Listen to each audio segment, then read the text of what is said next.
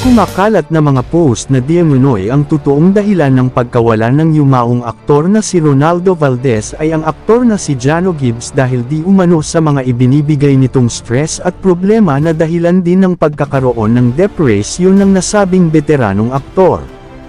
Ayon sa chika, isa daw sa mga dahilan kung bakit kinitil ng aktor na si Ronaldo ang kanyang buhay dahil di umano sa ginagawang panggigipit nito sa ama na isa din sa nagpa-trigger sa nasabing aktor, ngunit sa ngayon ay pawang haka-haka pa lamang ito at wala pang matibay na ebidensya. Habang umuusad ang imbestigasyon ay may ilang sektor naman ang nagsasabi na dapat isailalim sa lie detector test ang nasabing aktor upang masiguro kung nagsasabi ba ito ng katotohanan at baka ito din ang magiging daan sa kumakalat na paratang na wala talagang kinalaman si Jano sa pagkawala ng nasabing veteranong aktor.